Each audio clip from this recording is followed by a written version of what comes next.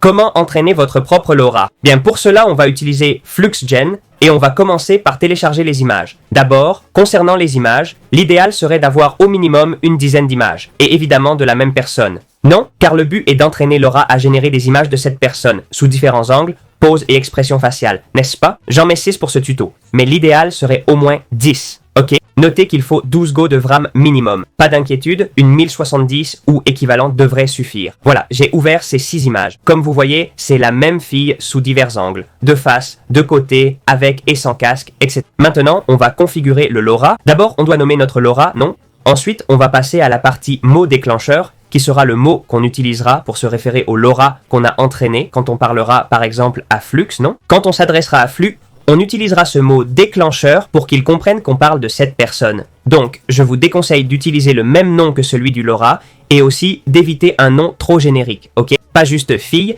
mettez quelque chose de plus spécifique pour que ça soit clair. Après avoir nommé, la prochaine étape sera de choisir le modèle de base que je recommande, FluxDev, c'est génial. On l'a aussi utilisé dans le tutoriel qu'on a fait à l'époque avec Confio AI. Là, on l'utilisait comme base FluxDev et on choisira la VRAM selon ce qu'on a et ce qu'on peut supporter. Ici, dans cette section, en gros, si le LoRa ne marche pas bien, on pourrait augmenter ces deux paramètres pour voir si ça l'améliore, s'il ne fonctionne pas comme on veut. On va aussi définir le nombre d'étapes qu'on veut pour l'entraînement. Ok, je vais mettre 300 ou même 350. C'est la base de données du site, je la laisserai telle quelle. Ici, on peut, si on veut, observer pendant l'entraînement du modèle, voir comment ça se passe et s'il fonctionne comme on le souhaite. On peut mettre différents prompts pour générer des images faisant ces activités spécifiques. Non, par exemple, comme vous voyez, j'ai déjà mis les différentes phrases. Important de vous dire de les mettre en anglais et de séparer chaque phrase par un retour à la ligne. Donc mettez chaque phrase sur une ligne, je l'ai fait ici. Maintenant, on pourrait enfin lancer l'entraînement de ce LoRa,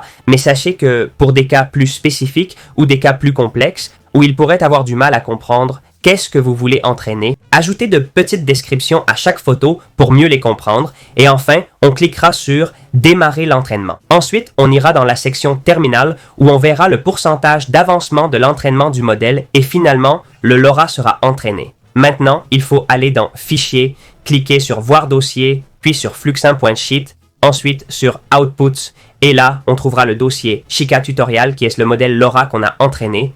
On peut entrer dedans. Et là, on aura tout ce qui concerne l'entraînement, ainsi que le sample prompt train fait précédemment. Pour une raison inconnue, ça n'a pas marché pour moi. Mais bon, la prochaine étape sera d'aller sur Forge et vérifier si cet entraînement a bien fonctionné.